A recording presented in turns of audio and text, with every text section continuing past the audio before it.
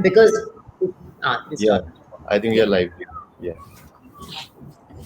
A very warm welcome to all our viewers to the sixth edition of Cedrus Knowledge Series, an initiative wherein we have one speaker each month speaking on a variety of topics ranging right from investing to well-being. Cedrus Wealth Partners was founded in 2007 with the sole aim of providing individuals and families holistic financial solutions. We at Cedrus Wealth believe in knowledge first, and the Cedrus Knowledge series is one such step, allowing investors to make informed decisions amongst the various asset classes. For our sixth edition, we are extremely pleased to have Ms. Radhika Gupta as our esteemed guest. Ms. Gupta is an investment professional with diverse experience across asset management globally and in India. She started her career with McKinsey and then moved to AQR Capital, pioneers in hedge funds. She is the founder of Forefront Capital Management, the first registered hedge fund in India, which was acquired by Edelweiss Financial Services in 2014. She led Edelweiss' acquisition of JP Morgan's mutual fund business and Ambit Capital's AIF business to become the CEO of Edelweiss Asset Management in 2017. Ms. Radhika has graduated from the Management and Technology program from the University of Pennsylvania with joint degrees in economics from the Wharton School, in addition to computer science engineering from the Moore School. Ms. Radhika is a keen storyteller, bridge player, and Twitter microblogger. Her YouTube video, The Girl with a Broken Neck, which narrates her journey, has garnered 100,000 views in a short span of time. She was honored by Business Today, naming her amongst the top most powerful businesswomen in India. We look forward to having an insightful session with Ms. Gupta. Once again, a very warm welcome to all our viewers and to our speaker. I now hand over to Mr. Nilesh Bajaj to take the discussion ahead. Thank you, Unnati, for such a lovely introduction. It's indeed a pleasure to have Radhika having such diverse knowledge and achievements for the sixth edition of Cedrus Knowledge Series. A very good evening, Radhika, and to all our viewers. The format of this session is it's a moderated session of 45 minutes, wherein we will ask Radhika our set of questions. In the meantime, if our viewers have any questions, they can post the same in the comment box, and we will take them up at the end of the session. And our this month's topic is asset allocation.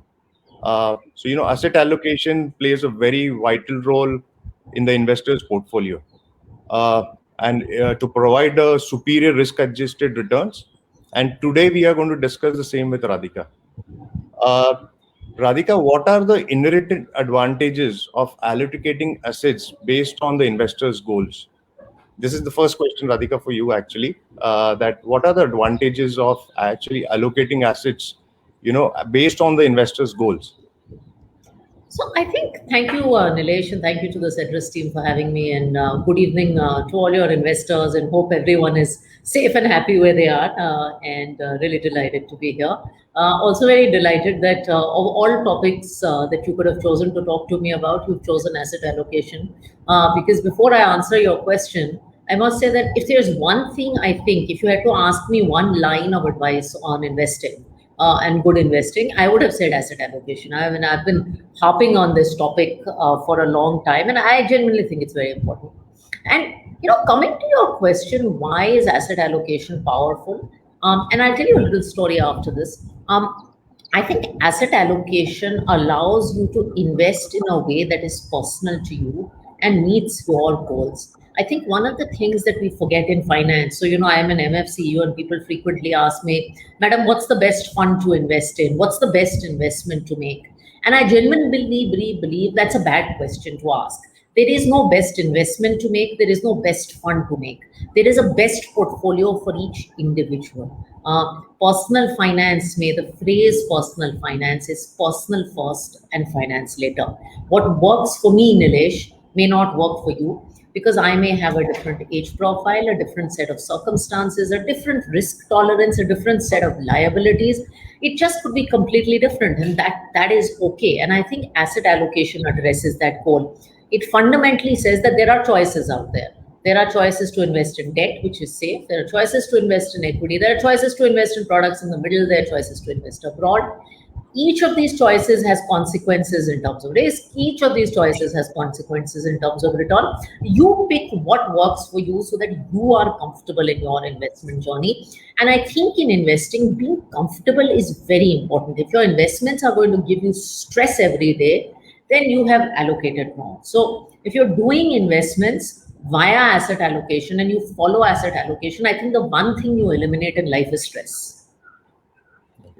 So, Radhika, do you feel that when you invest in an asset allocation fund, you can just go off to sleep? You don't really have to monitor it the way you have to monitor equities, or even in today's scenario, debt, in fact, which needs to be monitored. So, do you feel asset allocation is an all-weather kind of a product, or you definitely need to monitor it also? So two answers. It is very all weather. It's as all weather as you can get in mutual funds. And I personally love asset allocation products. I probably put 60-70% of what I earn in asset allocation products, largely my own. And the reason I do this is twofold. One is exactly as you said, life is very busy. I mean, I'm a financial services professional, but I can tell you life is just very busy on a day-to-day basis between home and work and hobbies, and I don't want to keep thinking what to do. So people asked me, what did you do in March 2020 when markets fell so much? Well, I was actually busy managing work and a lot of other things. I didn't have time to look at my portfolio. I do SIPs into my asset allocation fund. They continued, and it's worked out reasonably well for me. They asked me what you did, this March 2021 when markets were at high. I didn't do any of that. I just let that be. I think the simplest proxy to an asset allocation fund and what it works is like a thali, like an old Indian thali. I think when you go to a restaurant and you seek a balanced meal, you don't only eat dairy, and you don't only eat vegetables, and you don't only eat carbs. You want to eat a little bit of everything, and you don't. The greatest thing about having a thali meal is you can just sit there and enjoy the meal without worrying कि कौन सी सब्जी order करनी है, कौन सी दाल order करनी है. In fact, the meal keeps getting refilled itself.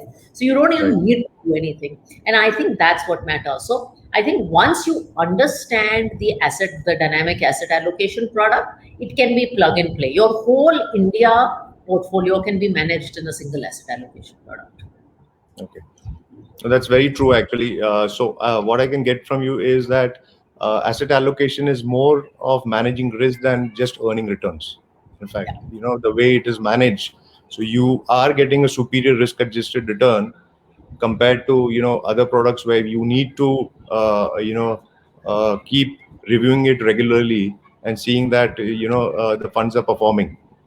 And I think risk is, just to add, risk I think is very important, and it's very practical. I mean, I remember in March 2020, this asset allocation product I had invested in, markets were down 30%, and my portfolio was down 10%. Now, that 10% at that point, and I know markets bounced back, but nobody knew they would bounce back. But I think at that point in time, when so much was happening in the world, just that comfort that my portfolio was doing okay gave me the power to stay invested. And people keep saying, "Yeah, risk, yeah, I am a long-term investor, etc." I think in real crisis, when you lose money, asset allocation products help your staying power. And ultimately, investing is about staying invested. Absolutely. So I thought it was absolutely.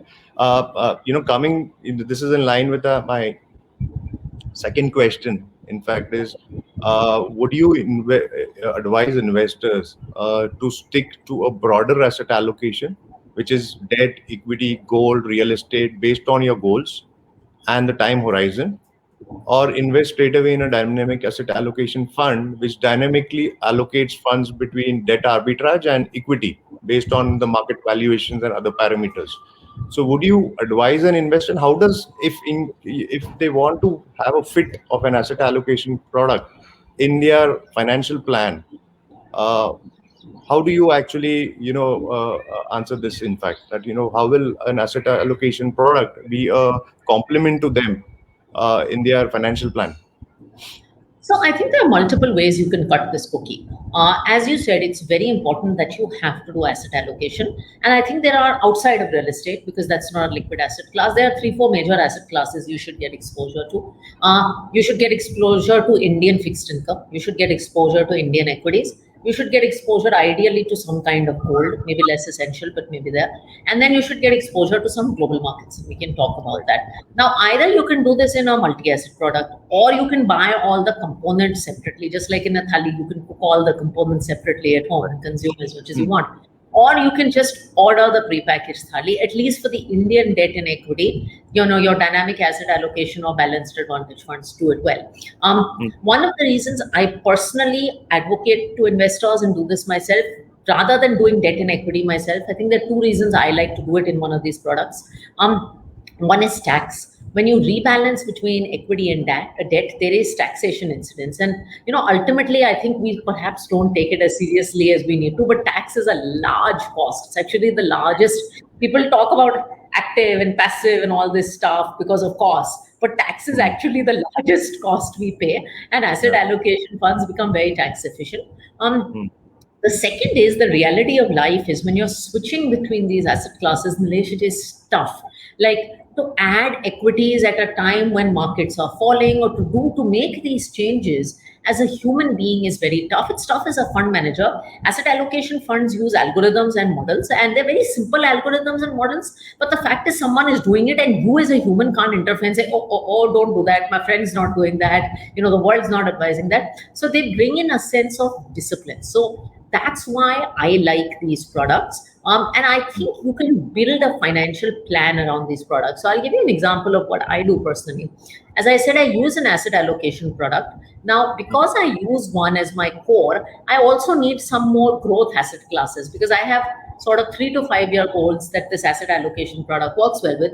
But 10-year goals where I could take more risk, etc. So I do SIPs into mid and small cap funds to supplement this core. So this is the core of my portfolio. Iske upar I have mid and small funds ka SIP. And then I have a second set of SIPs that go into global funds, because asset allocation funds, this one doesn't take care. So that's how I use asset allocation in my financial plan. And as I said, it's a little bit like an aloo. You can use it as you need. Okay. So what I guess I can understand from you is that if you have an asset allocation fund, you really don't have to bother about investing in debt and investing in equity. Yeah. You can have it as a as the base of the portfolio, and then do a cherry topping and with different other assets. In fact, maybe a small and mid cap or diversified equity fund or direct equity or whatever you want to do. Whatever you want to do. Yeah, the problem, Radhika, is there are so many asset allocation funds in the market. Okay, and as you know, the thing is that it is centric to a fund house, the way it runs. So you have a few asset allocations funds which are in fact high beta, in the sense that when the markets do well, so they more or less are trying to act based on the equity markets, the way they are behaving. Okay. I think a true to label kind of a fund, what are the attributes you feel a true to label fund should have? Asset allocation concept should have, whereby you have a good mix of risk as well as returns. I think that's a great question. I think, Nilesh, it's a great question. It's a question also not asked enough, because the problem is people just assume the whole category works the same. And, unfortunately, in mutual funds, no category, everything in a category is not the same. In some sense, you're comparing apples to kiwis many times. So I tell you, I can dissect, and this is actually how I internally review my own asset allocation products performance. I would ask you to look at 3 things in an asset allocation product, and I'll just break them down. One is, and this is the most important one, how you shift between equity and debt. Because the basic job of an asset allocation product is to make the shift between equity and debt. I believe, one, that asset allocation products should be dynamic. That means they're not always going to be 50-50. That split could be there. Typically in the market, I think you have asset allocation products that hold, on average, 50-60% equity, the balance debt and arbitrage. and the range can be 30 to 80 equity, and the balance is fixed income. I think this is a very basic, simple quality of an asset allocation product. How the person chooses to allocate between equity and debt is very fund house to fund house specific, but essentially you should get information on how that happens. So there's typically a model, there's some parameter that people use to decide. So some people will say price to earnings, some people will say recent performance, some people will say market health, like we do. All of us have different parameters, but you have to understand the parameter and what that means. So that's the most important thing. Second is you should look at the quality of the equity portfolio. You are investing in a moderate product, so you don't want a very high beta equity portfolio. You probably don't want a 10 stock portfolio here. You want a good diversified equity portfolio that is a growth oriented portfolio. Right. And finally, you should look at the fixed income. This is not a product where ideally you want a lot of credit risk or a lot of duration risk, because that's not what you're doing this for. You just want a simple, no frills attached fixed income product. If you can get these three things right, I think you've judged an asset allocation fund well. So what I can understand is that, an asset allocation product, if it's sticking to its basic attributes of, the way it is going to be run, and in spite of the way the markets are behaving, I think, maybe there may be, they may end up getting into a second quartile in 1 year, but that does not really matter if it is, if it's true to label, in fact. Yeah. Because I think the most important aspect of an asset allocation product is not only earning returns, but containing risk also, in fact. Absolutely. That's the reason you invest in an asset allocation product. It's not only to contain returns, but to manage risk as well. Okay. Now, my next question actually is, you run a very successful asset allocation strategy. In fact, the Balanced Advantage Fund. It's one of the very good performing funds, among the top performers. I need, what I need, we need to understand as an audience is, how do you manage risk? I think returns is something which has come. The history is there. There are the past returns which you've got, but how do you actually manage risk? Okay. So I'll tell you, our asset allocation product, and this is my favorite product in our whole basket. If you asked me as a CEO to pick one fund in our basket, I would pick this. I'll tell you a little bit, and we run this differently from the market in terms of the model. So if you recall the last conversation, I said the most important part of an asset allocation product is how you choose between equity and debt. Most people in the market use price to earnings ratio, which means that as markets fall and they get cheaper, you increase equity. As markets rise and they get more expensive, you decrease equity. We use this concept called equity health. I'll give you a road analogy to it, even though I'm a terrible driver. Say you were driving, you had to drive in Pune, and the roads were clear. It was a really nice Bombay to Pune highway. The sun was nice, the roads were empty. You would speed up, right? You would drive at a quick speed, right? But say it was raining, the weather was stormy, and you were coming across this road with a lot of potholes, like we deal with frequently in Mumbai. Your instinct would tell you, let's slow my car down. That's exactly how this fund works. So it looks at the health of the market. When markets have been doing well, when they're not very choppy, when the up days and down days are not big, then we keep equity high. When markets are in difficult territory, when they're falling, when they're volatile, we keep equity exposure low, and that's how we mitigate risk. So it seems a little counterintuitive because we've always been taught buy right, sit tight, or buy low, sell high, etc. But this strategy is actually globally called momentum, and it basically says go with the trend. It says that if markets have to give you 10% on average return, they actually don't do 10, 10, 10. They do plus 30, minus 30. Now, when they do plus 30, as you said, you want to earn quite a bit of that return. But when they do minus 30, it's also important that you get defensive very quickly and you get a minus 10 kind of outcome. So the product does very well in very large market conditions, up markets, down markets. And we feel if you can get the major movements right in markets, then you should do reasonably well. So that's what our history with this fund has been. To give you an example, in March 2020, when it saw markets started following, it took equity exposure from 70 all the way to 30 in the matter of a few days. And hence, when the huge COVID wave one collapse happened, and I know that's a long time ago, we actually didn't lose too much money. We were probably the best one in the market. The other thing we do is, of course, we run a very high quality equity portfolio, and we don't do anything cheap in fixed income. As an AMC, we don't take credit calls, we don't take duration calls. And sometimes, if that means we have to underperform because we are very conservative in fixed income, we are very comfortable with that. Mm-hmm. Okay. So that's how we manage. So fall less, and if you fall less and you rise less, that's also a better strategy in asset allocation product than just to try to earn a higher return and take an undue risk. In fact, I always tell people you should also do SIPs into this product. I was just looking at some data as we were talking for our viewers. I've been doing an SIP into this fund for about 6-7 years. I think my last 5-year SIP return is probably closer to 15%. Markets have also done 15%, but this one has fallen a lot less. Mm-hmm. That's the reason why I think you call this a superior risk-adjusted return product, because they earn returns by falling less. In fact, the markets fall.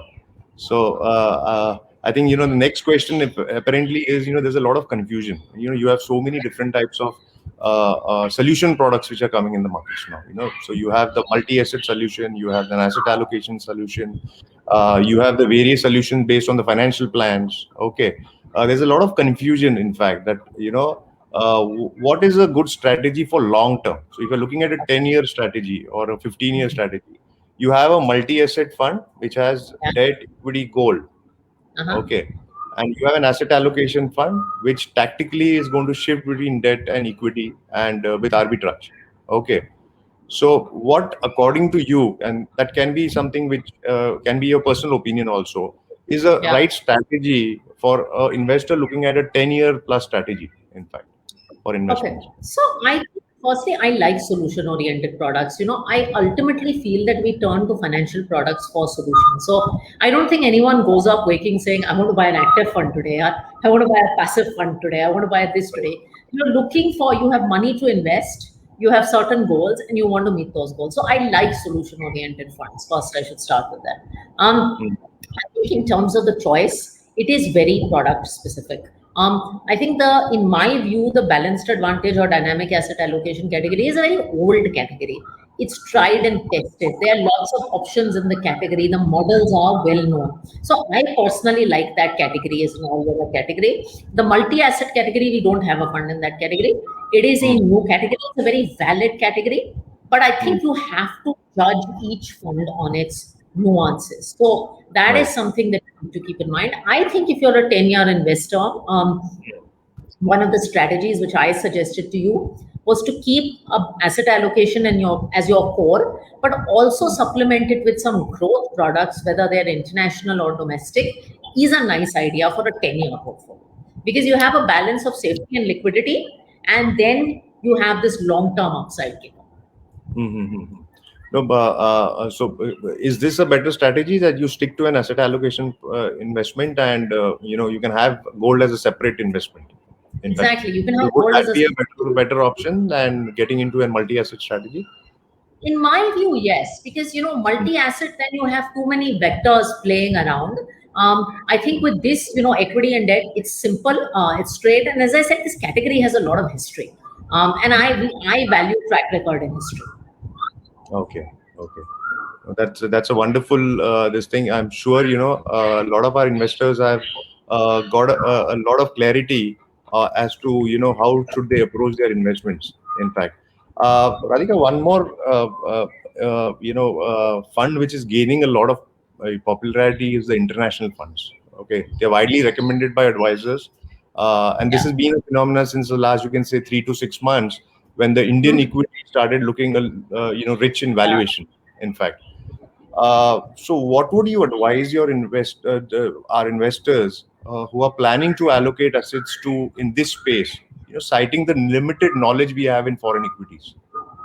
I think you've asked the question very well, and I'm going to give you a slightly long answer because this is my passion topic, and I'll tell you why. So I personally have lived abroad for many, many years. And when I lived abroad, and when I lived in the US, maybe 50% of my portfolio was US and 50% was outside of US because you don't have so much home country bias. So I moved to India in 2011 and 12. And I said, we can't, me and my husband said, we are not going to invest everything in India. Kuch to bahar ke fund karne hai. I was not part of the mutual fund industry. I didn't know I would ever join it. So I actually bought some Birla or some AMC related international funds, and I have had them since 2011 or 12. Then in 2017, Edelweiss bought over the JP Morgan product basket, one of the oldest international baskets. It was a total 150 crore business. We had 5 funds. People told me, shut this down. And we kept going. My sales team kept going and saying, please buy international funds, add them to your allocation. And then people kept telling me, shut this down. So anyway, we didn't shut it down. As you correctly said, so for years this all was ignored. In the last year, the number of questions I have answered on the international category, I have not seen in 10 years. So obviously the category is taken off. I think it is and I'll tell you the good and bad of this. I think it is an exceptionally good category, and I think everyone must have international exposure, but for the right reasons. The right reasons are a few. One is, and most important, is diversification. Different countries do well at different points in time. Sometimes the US market will do well, sometimes China will do well, sometimes India will do well. And regardless of your level of patriotism, you should diversify. So that is the number one reason. Second is, a lot of ideas are not accessible in India. A lot of ideas, not only in technology, which everyone's talking about, but even healthcare, etc., retail are not accessible in India. So global funds give you access to these. And third is currency. These are great reasons to invest in international funds. We just talked about asset allocation funds, and we said one of the reasons you should invest is not the return, but the risk. I'll tell you the same with international funds. They don't move when Indian equities do. So by adding an international fund to your portfolio, you cut down risk and maybe improve return. So you improve risk-adjusted return. Now, what are the reasons not to invest in international funds? Because they've been doing well for the last 1 year, because past performance is not predictive of the future, because your friend said so. Clearly, you can't break the boundaries of asset allocation. And because you think that international funds have done well, so some people tell me NASDAQ and tech has done well for 10 years, these funds are never going to be down. Remember, if you're buying active, passive, international, PMS, AIF, equity is equity anywhere in the world. It has the same characteristics.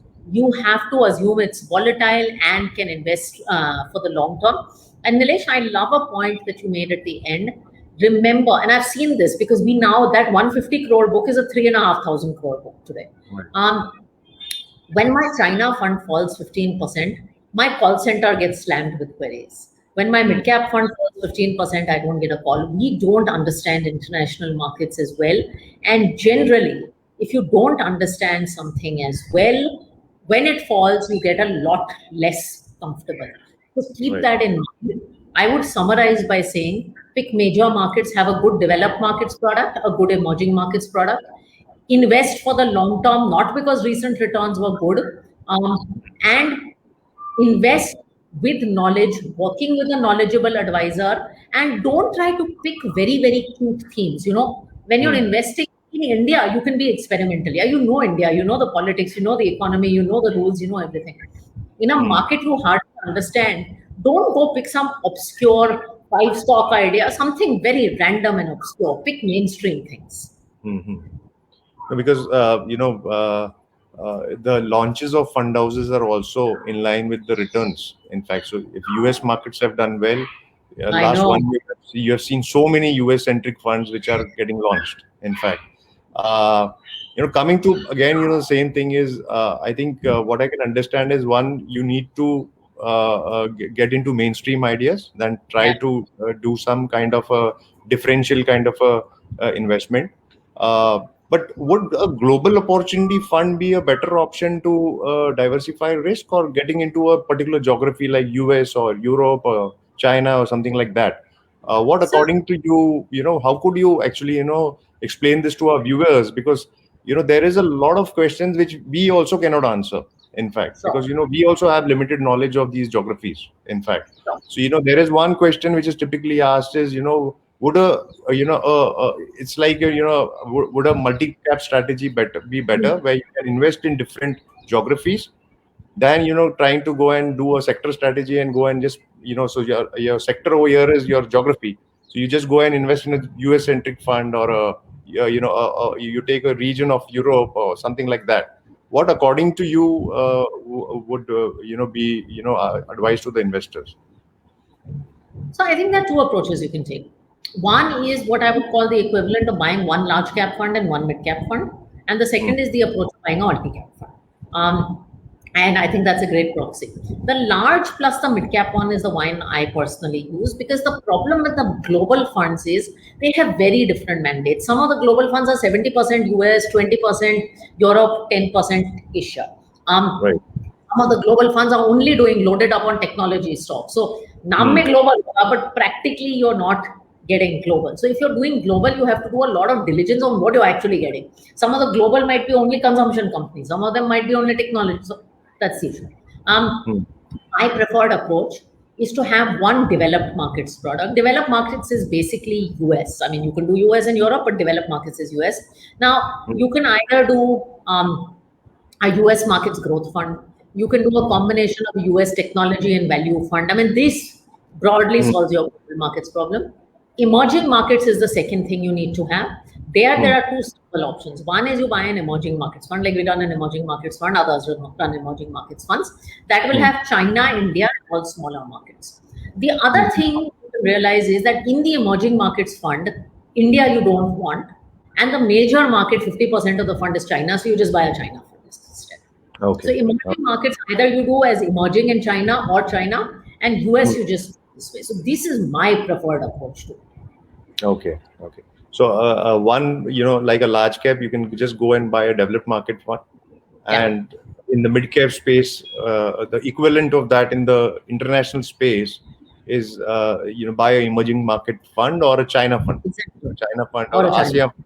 You have those various geographies which are there, in fact, in the emerging market space. One question which is out of I just I wanted to ask you is, Europe has not been doing well since a very long time, in fact, and I think it's people compare it with Japan, in fact, so it's an aging population, and there's no growth over there. What is your what is your advice on if anyone wants to invest in a Europe fund, because you have Germany and Europe. I think apart from Germany, I really don't know what are the other countries, how they're doing, but what is your view? Could someone look in the developed market space? Could someone look at something beyond US, something like Europe, or it's better to stick to US? I think Europe is your tactical allocation. And by the way, I run a Europe dynamic fund, and I just checked last week, of all my 6 international funds, US tech, China, etc., Europe is the least popular. It was actually the best performing market on the last 1 year basis for the little that is worth. I still think Europe should be a tactical allocation. I think if you want to allocate to core markets, developed markets, I mean, really the big growth engine is the US. Okay. So I don't know, but I'll still tell you it's a tactical allocation. Yeah. But you put it very rightly that the least popular actually earns you the best returns. Always. This is time and again happened. You have seen, like, I think in 19 mid cap was the least popular space. Okay, and mid caps have been the best performers, in fact. Or you've seen in 19 equity as a space was very unpopular actually, and a lot of people invested either in fixed income or they try to allocate less in equities. But whatever is I think the least popular, I think there is where actually the returns are also the best over a period of time. In fact, that's very wonderfully answered. Actually, now coming to something where your asset allocation typically, what we advise investors is going to be linked to your time horizons. Yeah. Okay. So the thing is, you have various buckets where investors require money. It's based on the inflows and outflows. So you invest money to get the returns as well as get liquidity when it is required. In fact, so in a scenario where you have a 3-year, 5-year, 10-year bucket, okay. Now we'll remove asset allocation out of this because I think asset allocation is all weather bucket. You can actually put it just for and just sleep over it. and get an average return over there. But on a 3-year, 5-year, 10-year bucket, okay, what would you advise investors? How should they approach? Because the problem is what we are seeing is when the markets do well, a 3-year bucket becomes a long-term bucket. Yeah, Okay. absolutely. And when the markets are doing badly, a 10-year bucket is something which is long term. Which Okay. becomes a So short-term bucket. so your definition of long terms keep changing. So today and it's not only advice, but it's also the behavioral of an investor, because he's seen a 1 year kind of a return, which has been so dramatic. It's been like 65-70% in India in 1 year. Uh, they feel that, anything less than 15-20% per annum is not good, in fact. So the benchmarks change and even the time horizons change. So your long term definition changes from 10 years to 5 years to 3 years. And probably if the market goes the way they are going, I think even 1 year is going to be something which the investor will expect, that you should get returns, in fact. So if there is a 3-year, 5-year, 10-year bucket, what would you advise investors actually, in fact? How should they approach Okay. citing the current market conditions also, in fact? Okay, so one, realize that equity markets are not cheap. I don't want to be the bearer of bad news. And all of us and fixed income yields are probably at low levels. I think one thing before I answer this, Nilesh, is all of us should temper return expectations. If you believe equity markets are going to give you 15 to 20%, chances are you'll be disappointed. I always, when people ask me, and I get into a lot of trouble for this, when people ask me the long term return of equities, I say assume 10 to 12% in your budgeting. If you get anything else, great. Right? So I think one, we have to reset expectations, because I really believe money goes wrong when expectations go wrong. That's just vague. As far as buckets, I think bucketing, firstly, what you suggested is super important. So I always tell people something similar. Have a very short term bucket, which is like less than 1 year money, where you only do short term fixed income and arbitrage instruments. Then your 3 year bucket, I think, should be high quality fixed income. At maximum, if you want to take risk, it should be balanced advantage funds. And that's it. Because in equity, if you look at your rolling 3 year returns, you have a decent probability of going negative. So that's not a 3 year investment. So Absolutely. 3 year bucket is short-term fixed income, like 3 year fixed income kind of products, or at the most balanced advantage funds, because they don't go negative in 3 years usually. 5 year, you can then extend out and move into hybrid products and equity products, multi-cap equity products, etc. Even international equity products, at least the basic vanilla ones. 10 year bucket, then you can extend into some mid and small cap allocation and some of the more risky allocation. So again, I don't recommend mid cap allocation for 5 years. Okay. Okay. So that's very well put. Actually, I'm sure a lot of audience who are listening will change their horizons from 1 year and 3 years to 5 years and 10 years, at least for equities. In fact, this is similar to the earlier previous question, but the only difference is that this is purely based on equities now. In fact, what would you advise investors who have already invested in equities and who are looking forward to invest in equities in India? We are talking of India-centric equity. What would you advise them, seeing the way the markets have run up and the valuations have become super expensive? In fact, what would your advice be to them if they want I to think build an equity portfolio? I think have a very defined equity asset allocation and don't breach that. I don't think this is a time to tactically overweight equities. I think within equities, our fund house has been saying for a significant period of time that large cap as a category has run up substantially. Mid and small cap has still historically underperformed for a long time versus large cap. So mid and small cap allocation, if you're looking to do incremental equity allocation, that is something that you can consider. I would also advise that when you're looking to do incremental equity allocation, think about your current portfolio and the kind of companies that you're holding and add things that are different to what you have. That's also important. It's not about funds, it's about style, it's about categories that you're looking at.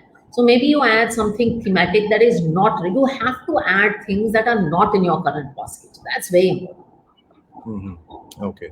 So you need to be cautious and definitely, there is risk for short-term investments in this kind of a market, in fact. That's wonderful. I'm sure a lot of investors have got a lot of answers to their questions and their queries, which we come across, and that's how we've tried to actually compile it and have a discussion with you. I think my last question. This is something which apparently when we came across some people who were talking about you. In fact, who knew you, or and this is related to you have been an inspiration to a lot of youth. In fact, especially women. So what would your advice be to them who are looking to build a successful career? In fact, because challenges are there. You have faced a lot of challenges, and I'm sure there are a lot of youth sitting in this lockdown and not knowing what to do. In fact, I just came across some figures that if women population in India, they are one of the most unemployed kind of, the women in the workforce is the least in the G20 Yeah. also, in fact. And if we add women equivalent to the men population, okay, I think I'm not very sure, but we'll add about 27% GDP growth to our country. That's what something it was. I'm not very sure. So what would your advice be? This is nothing to do with Sure. investments, okay, but something with your kind of experience. What advice would you give the youth? So, firstly, thank you for the good words. I think in this lockdown, I have one sort of very firm belief that's emerged in this lockdown is that I think there are, Nilesh, there are so many reasons to be negative. If you want to be angry at your politicians, about India, about your job, about your boss, I can spend the whole day being angry. But if you look at the amount of opportunity that the youth of India has, I've never been more optimistic. And the one thing I would tell the youth is don't waste time complaining, do something. Your youth years, 20s and 30s, is like the most productive, energetic years of your life. Don't get cynical, get up and do something. And don't underestimate your power to make an impact or change. Even if you're doing a solid job in the company that you're working at, you are affecting change. So don't sit and whine in this lockdown. Find a way to be productive. Keep getting skilled, keep getting better. And I think my general advice to young people has always been be extremely ambitious about what you can do with yourself. My father always has said that each generation should take a leap from the previous generation. So if you're listening to this with your parents, that generation worked very hard to give you what we have today. And they probably made sacrifices that none of us would make. Like my father probably chose most of his postings for my education. I don't know if that I would make those sacrifices for my kids. My father-in-law always said that it never mattered kaun si naukri to naukri hai. Now we had a job. As long as we had a job, it's okay. We were providing for our kids. We have a lot more choices, and because our parents' generation worked hard and gave us those choices, make the most of the opportunities that you're given. Take a leap from the previous generation, wherever your previous generation was. No, and with this wonderful piece of advice and the golden words which you have spoken, I'm sure a lot of youth will get inspired. And definitely, these are challenging environments, but there are opportunities which are lying out there, and I'm sure they'll come out much more stronger. Thanks, Radhika, for this enlightening session for all our viewers. Who I'm sure have got a better view on how asset allocation should work for you.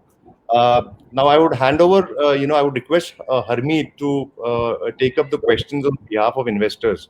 Due to paucity of time, we'll restrict it to three relevant questions, which were not answered, during our moderated session. So, Harmeet. Yes, sir. Good evening, ma'am. Good evening. Yes, ma'am. So the first question that we have for you is that in global calamitous situations, does gold tend to do better than other investments? Uh, yes, gold is a store of value. Gold tends to be a good instrument in times of crisis. It's also a good hedge in the currency, which is why when I mentioned the 4 different asset allocation instruments, some part of 4-5% gold exposure, I always think is not a bad idea. Alright. Ma'am, the next question is, what percentage of international funds should we have in our portfolio, assuming we've taken care of almost all our other goods?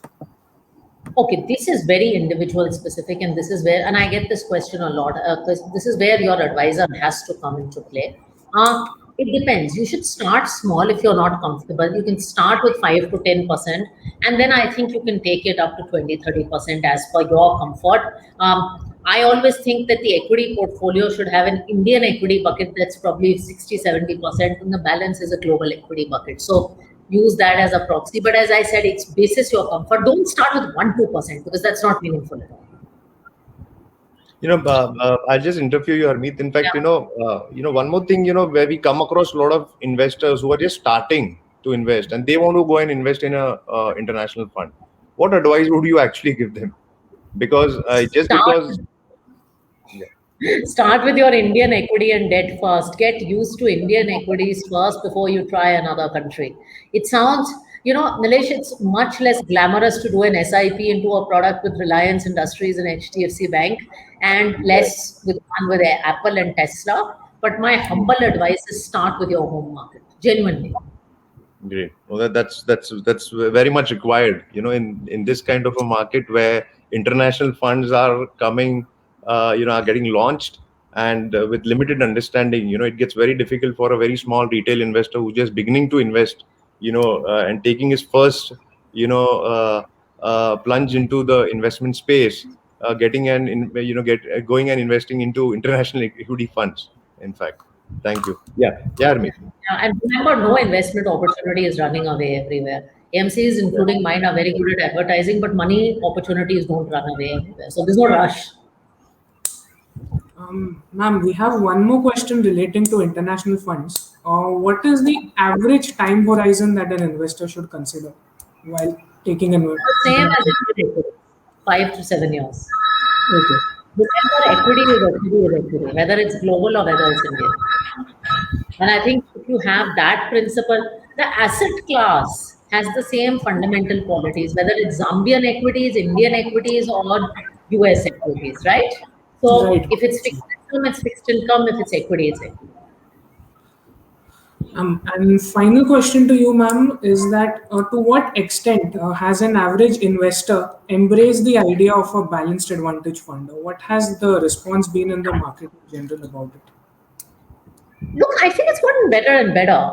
There are a lot of people who swear by the category. I mean, in the period I have been with Edelweiss AMC, and that's only been 4 years, we've gone from a 200 to almost a 4,000 crore fund. We see our BAF investors are very happy investors, stable investors. They also are very frequent referral investors. So I think this category has grown. I mean, it's one of the things in the industry that makes me very proud. And globally, by the way, asset allocation funds are some of the largest categories. Okay. So this was it from our investors. On behalf of Cedrus Wealth Partners, I would like to thank you and Edelweiss Asset Management for making the time to grace our event. I would also like to thank our investors for tuning in large numbers and making this event a success. We will return next month with a new topic and a new speaker. Until then, stay healthy, stay safe, and happy investing. Thank you, ma'am. Thank you. Thank you, Radhika. Thanks for gracing this occasion, and we'll stay connected. Thanks a lot. Absolutely. My pleasure. Thank you for having me.